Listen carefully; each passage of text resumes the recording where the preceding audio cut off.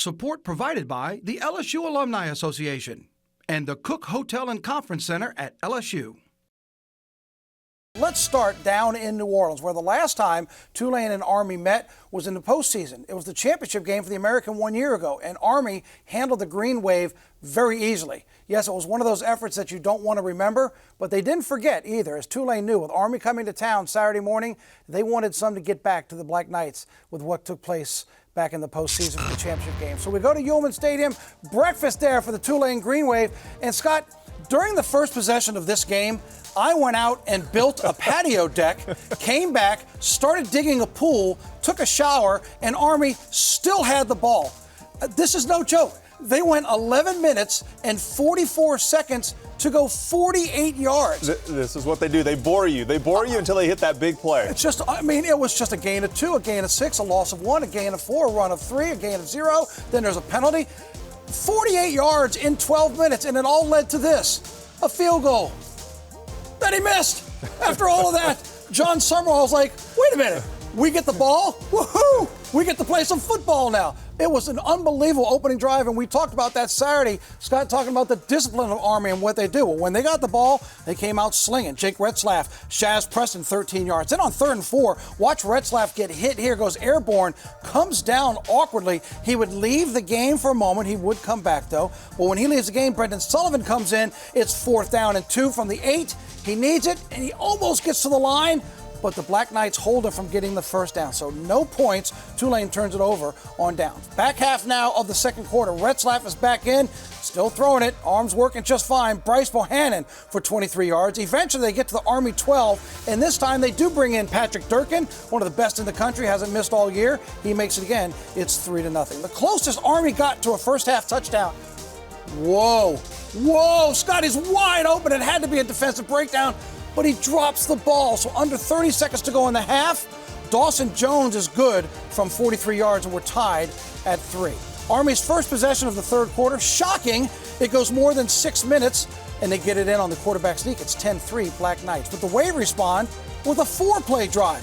Retzlaff sees the opening and takes off 37 yards for the touchdown run, and we are tied at 10. And John Summerall saying, look, if I could only get the ball more, maybe we could do some more of that. Well, they do get the ball. Fourth quarter, Retzlaff in the pocket. He'd like to have this one back. Overthrows Amari Hayes, and it's picked off by Casey Larkin. To no one's surprise, Army goes on a 7-minute drive down the field. They get it on the keeper at 17-10. But under 2 minutes to play, 4th and 8. You got to have a first down? Let's get the touchdown. Bryce Bohannon back of the end zone. We're tied at 17. Tulane holds Army to its only 3 and out of the game late in the fourth quarter. And then how about this play? Look at Retzlaff, the risky throw, the bounce, the doink, the catch. He brings it in. Shaz Preston with the touchdown, and that is how this game ends. Whew. In the last 21 American Conference regular season games, Tulane is 20-1.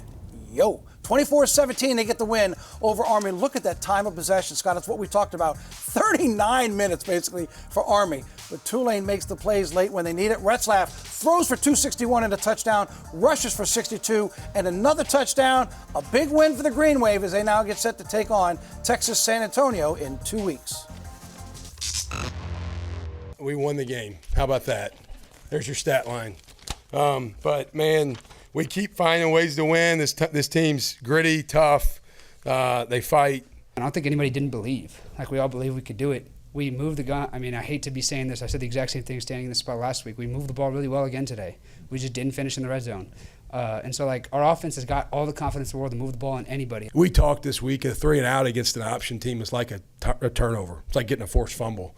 We didn't get one until the very end, but it when it counted, it showed up. We all knew we needed to get a stop, and we all preaching that to each other. That's why I feel like we got to stop. Like, kudos to everybody, the D-line, corners, safeties, everyone. We all played our heart out tonight. Jake's gutsy, man. He's got a lot of moxie about him. He's the kind of dude you can tell he played backyard football growing up. You know what I mean? Like, some guys, you watch them play, and their instincts maybe are lacking. You're like, all right, you played video games as a kid, not backyard football. Jake Retzlaff played backyard football. He just has a little bit of awareness of how to extend things, keep things alive, a little bit of a gunslinger mentality, never backs down. When adversity strikes, man, you gotta have a good amount of people in your corner to lean on, because it been a long road for me, you know, leading up to this point and prior to this point. You know, I mean, just having first thing is God, bro.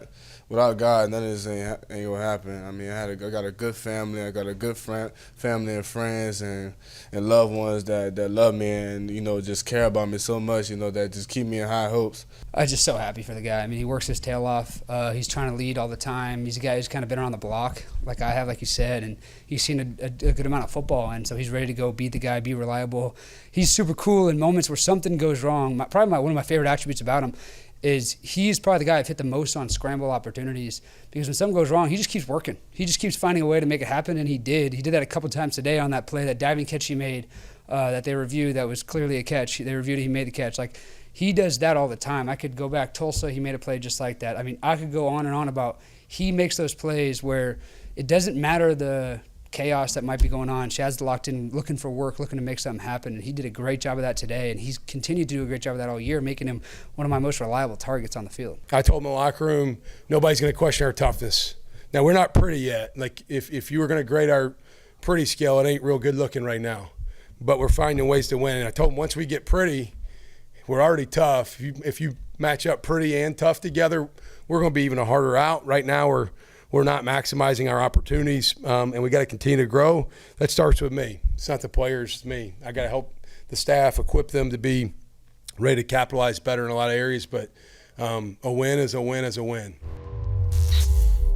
You just said at the top of the program, finding a way to win. When you got up this morning, it didn't have an asterisk by it that said you didn't have the ball that much. It's a win for Tulane. They found a way. Some odd plays against a team that you mentioned. Boy, mentally, they could just drain you. Yeah, it went 39-21 time of possession. That's what Army wants to do. They want to make you play the perfect game of football.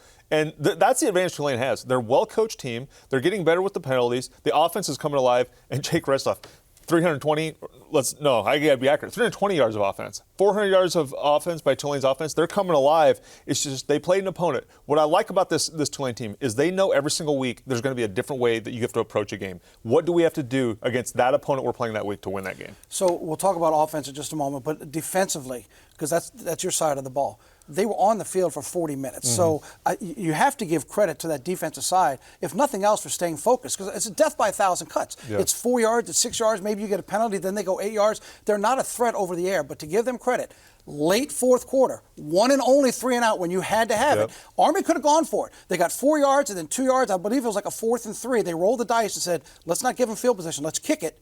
Tulane came back down and got it. But you got to give the defense credit. After all of that, you needed to stop. You got to stop. There's no doubt. I mean, you look at it is frustrating playing teams like Army because it's hard to get in negative plays because they don't give you that advantage by the offense they run. They're going to run for 2 or 3 yards on first down, 2 or 3 yards on second down. And it doesn't take that. You get 4 downs to get a first down, and you're positive yardage every single play. It gets frustrating defensively, but to your point, they stood up and made the play when it mattered most, got the ball back to their offense, and the offense was rolling, like I said, over 400 yards yesterday. It's just, how do you have to beat the opponent you're playing? And this team is a well-coached team. They have great moxie about them. They have great leadership. And special things are in store for this team if they continue to play the way they've been playing. No doubt. The game was scheduled for an 11 o'clock kick after you do all the pomp and circumstance and TV. It kicked off at 10 after 11. It was like 20 minutes to 12 before Tulane finally touched the ball because Army had it for 12 minutes there of that first quarter. But take a look at the first 3 quarters for Tulane and to Scott's point, finishing strong. You had 10 points through the first 3 quarters and 240 yards. You did 162 just in the final 15 minutes. When you finally had a chance to start breaking them down, you did it. You see Retzlaff's numbers, to Scott's point, the way he played, not only throwing the ball, but running the ball. But they got it done on 3rd down. And look, still 21 plays in 1 quarter after just 37 through 3 quarters, which goes back to your point of Army wanting to be so disciplined and wear you down. Yeah, it goes back to they're going to take the air out of the ball. And when they do that, when they have a 39-21 possession advantage, it magnifies everything you do. You can't afford to make mistakes. You can't afford to turn the football over, and it puts a lot of pressure on teams. It's a good thing Tulane has guys who play well under pressure. Yeah, it was a big win for Tulane. Now they have a bye week before they'll be back in action at the end of the month.